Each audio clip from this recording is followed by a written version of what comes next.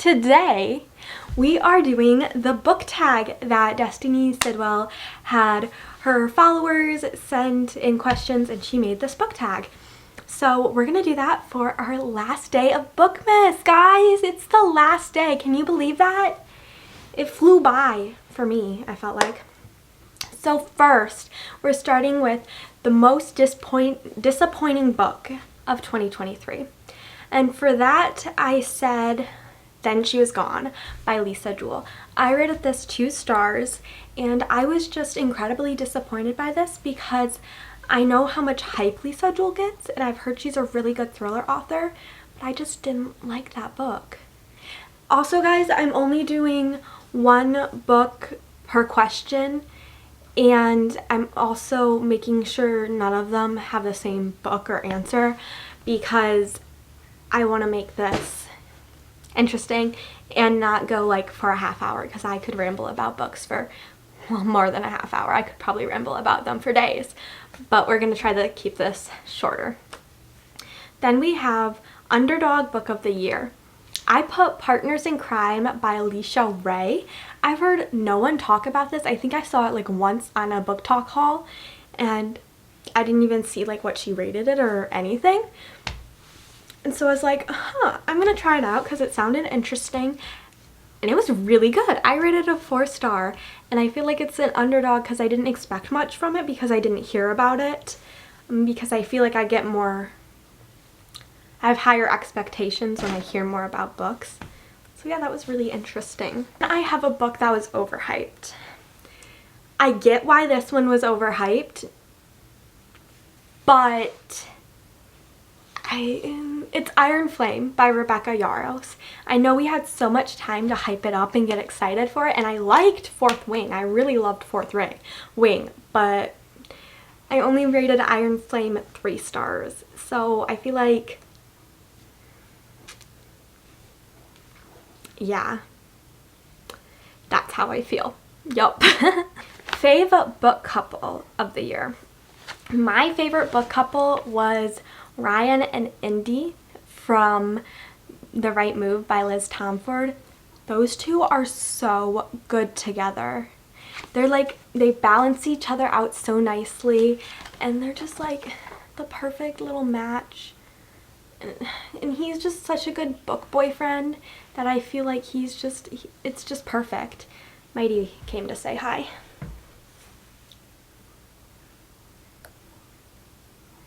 Say that one was a hard one to pick out because there are so many good book couples. Mighty's just gonna be chilling here for a second. Girlfriend, can you lay down or something? Just gonna stay there. Oh, there we go. I think she's gonna lay down, maybe. Fave main character of the year. This one was another really, really hard one because there's so many good characters. But I picked Jacob from Yours Truly by Abby Jimenez. He was a really good book boyfriend, but the reason I picked him for my favorite character is because he has anxiety, and the way she represented his anxiety just felt so realistic. Yeah, I just felt like I related to him a lot, and I really appreciated that representation he had in the book. It was just, yeah, I really liked it. Okay, 6. A book that surprised me. Again, with another Abby Jimenez. I am going to say Part of Your World by Abby Jimenez.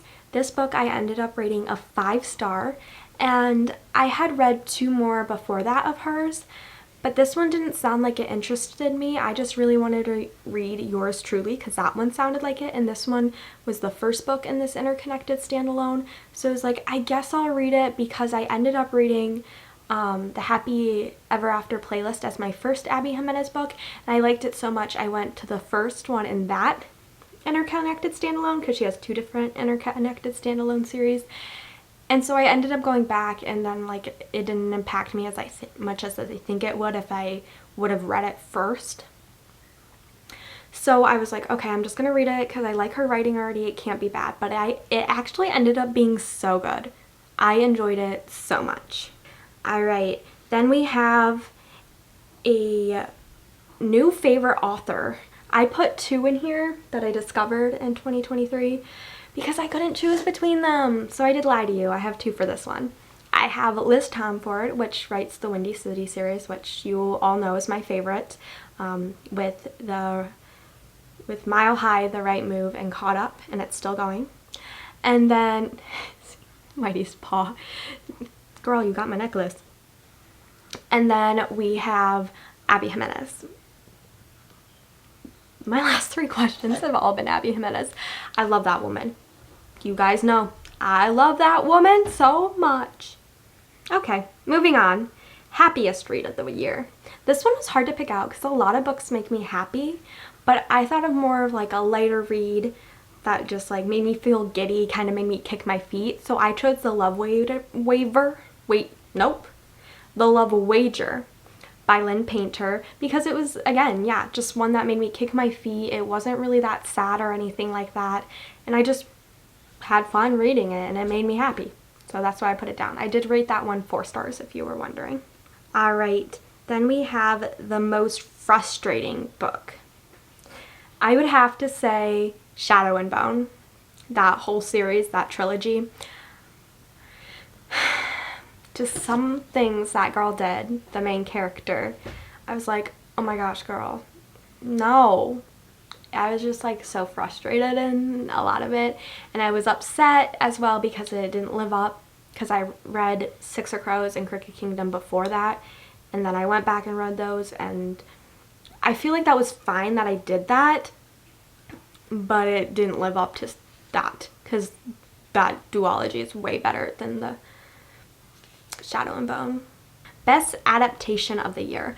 I don't watch much adaptations, so I have to say The Summer I Turned Pretty. You guys know I don't like those books, but I did like the adaptation for it. I just don't watch that many adaptations. I've been more a book girly this year than like actually watching stuff, and I've been like really busy this year as well with work and stuff, so when I have downtime, I just want to watch YouTube, or I want to read a book. I haven't like watched a lot of stuff. Then I have longest book you read this year. I'm pretty sure this is the longest. I don't know for sure, but I'm pretty sure it is. A Court of Silver Flames, coming in at 757 pages. I rated that a 5-star as well. Such a good book, but it is chunky. It is really chunky. But I'm planning on reading even chunkier ones next year. Comment down below if you think you know what I'm going to read that's chunkier than that. Alright, the shortest book I read this year. That comes in as The Gift by Frida McFadden, which is like a little Christmas thriller novella, at 53 pages. So way different than A Court of Silver Flames. Alright, then we have fave cover of the year. That would be Black Cake by Charmaine Wilkerson. This book I don't talk about much, but I actually really enjoyed it. I rated it a 4-star, and the cover is just gorgeous. With all the covers, everything about it is just like so pretty. But this is hard because there's a ton of covers that are really pretty, but this one has to be one of my tops. Then we have A Book You Haven't Stopped Thinking About. Everyone knows Mile High by Liz Tomford. I think about this book all the time. All the time. It's my favorite book of the year, hands down. I loved this book. The cringiest book you read this year. I'm gonna have to say Wreck the Halls by Tessa Bailey. His name was Beat. If you watched that vlog of me reading it, you could probably tell I was cringing. Every time I read his name, it was Beat. There's also a couple other things I was cringing about, but I'm not gonna say what because it kind of spoils it a little bit. Unpopular book you loved. I could say Twisted Love by Anna Hong. This is a popular book and book series, but I feel like a lot of people hate on the first book and love the others. And I do see how the first book does have some cringy moments, but I still really enjoyed it. I still really liked it. What is the highest and lowest rated book you read this year on Goodreads, and do I agree? So my highest rated was Akamov, A Court of Mist and Fury at 4.64. I rated this a 5 stars, so yes, I totally agree. This is the second book in the ACOTAR series. And if you read it, you probably know why. It is really good. Then my lowest read was Songs of a Humpback Whale, which is coming in at 3.22. I rated this a 2 star. This one was by Jodi Picoult, which I love Jodi Picoult. This book was just not it. This was the first book she ever wrote, and it just wasn't a hit for me. And I rated it 2 stars. So I do agree with that. I would even put it less. Then we have fave quotes of this year. Oh, I need to pull mine up. Forgot to pull it up. Okay, this is the quote. It's from Mile High. Of course it's from Mile High. It is, I pepper kisses on the side of her head as I watch a smile pull at her lips through the mirror. And though I love every single curve on her body, that one right there is my favorite.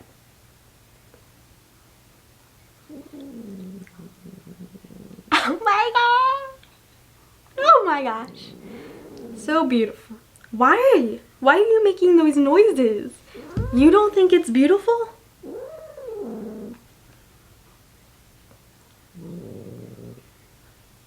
She's like biting her tail and making noises. Okay, anyway. Don't bite me.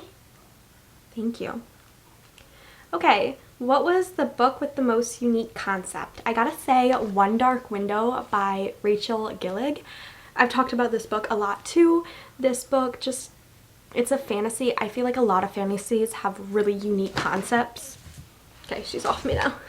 Have very unique concepts, and this one, just like with the cards and the powers and everything that was going on, like the mist around them, so unique.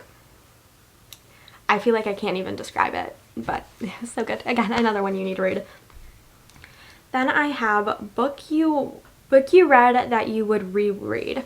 So there's a ton of books I want to reread this next year, but one of them that I am going to prioritize is Haunting and Hunting Adeline, which that's actually 2 books. But I want to read those by H.D. Carlton because she's coming out with another, like, I don't know if it's going to be a series, but she's coming out with a book that the concept of the book is kind of brought up in Hunting Adeline. I don't know how to describe it without like giving it up, because like it's a plot point I can't really tell you about because it's in the second book. But I want to reread those and then go into that. Then I have my reading goal reflection and my 2024 goal. Right now my reading goal is at 142 books, and my goal was at 150, but I read 142 this far. I do not think I'm going to finish that. Maybe I'll get to 145 by the end of the year, but I don't think I'm going to hit my goal. And that's okay. I mean, it's a little bit of a bummer, but it's alright. It's not the end of the world. So my goal from next year is actually going to be smaller at 100. Just because it kind of ties in with this next question, which is the last question. It's after 2023 reading, what are you prioritizing in 2024 reading wise? So I want to sit down and like enjoy my books more. I feel like this year I tried really hard for quantity when really I want quality, and to be able to sit down and be like, oh my gosh, I want to be immersed in my books more. Like, I know I am, and I appreciate and love every book I read. No, that's a lie. I don't love it, but I love reading. I just feel like I need to appreciate them a bit more and not feel like I should rush through them because I want a higher number of books I read, because I don't need that. And then I also want to read more memoirs. That's one of my goals this year because I've read a couple and I really liked all of them. I feel like it's really interesting hearing about people's lives. And I'm ending this video. It was so great spending 12 days with you. Tell me if I should do this again next year. And I love you all. Have a very Merry Christmas.